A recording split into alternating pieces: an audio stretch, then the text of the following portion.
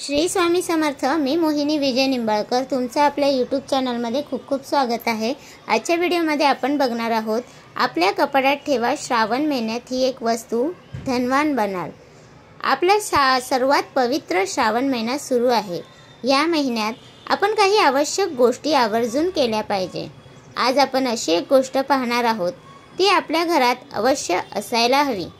यामुळे घरात सुख, समृद्धी, धन, संपत्ती यासारख्या गोष्टी आपल्या घराकडे आकर्षित होतात। आपल्या घरात पैसा येऊ लागतो। हा जो उपाय खूप जुना असून खूप जणांनी केलेला आहे आणि त्यांनी खूप चांगला फरक सर्वांना दिसून आला आहे।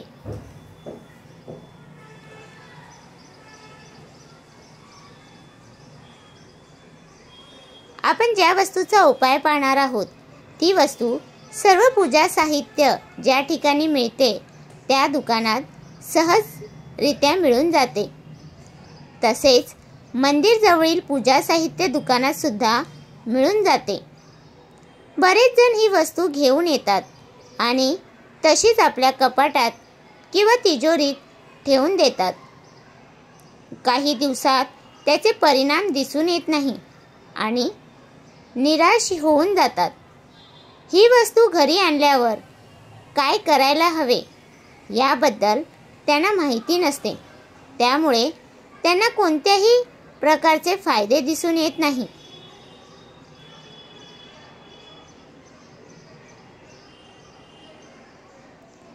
आपण कोणताही उपाय करतो त्याला एक पद्धत असते, त्याची एक पूजा असते, तरच हा उपाय केल्यावर त्याचे फळ आपल्याला मिळतात। नुसत्या वस्तू घरात ठेवून उपयोग नाही। आपण आज जी वस्तू पाहणार आहोत ती वस्तू आहे शंकर जटा। ही वस्तू कोणत्याही पूजा साहित्य ठिकाणी मिळेल।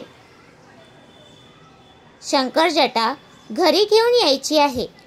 ही जटा श्रावण महिन्यात कोणत्याही दिवशी घेऊन आलात तरी चालेल। जर का सोमवार असेल तर अतिउत्तम।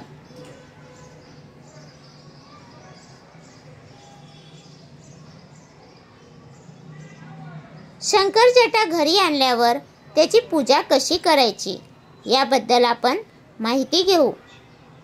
शंकर जटा घरी आणल्यावर त्यावर आधी गंगाजल शिंपडायचे आहे।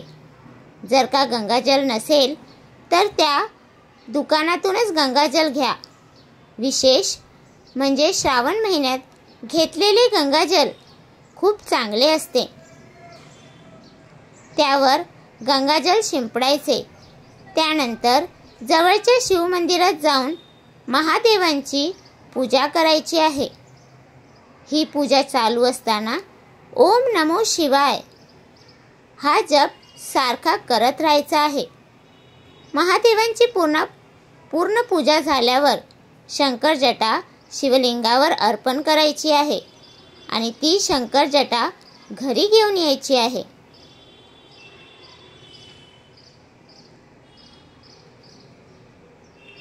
ज्या लोकांना सगळ्या बाजूने प्रगती करायची आहे त्यांनी ही जटा आपल्या घरातील देवघरात ठेवा। ज्या लोकांना संपत्ती हवी आहे त्यांनी ही जटा आपल्या तिजोरीत किंवा ज्या ठिकाणी आपण पैसे ठेवतो त्या ठिकाणी आपल्या जटा ठेवायची आहे।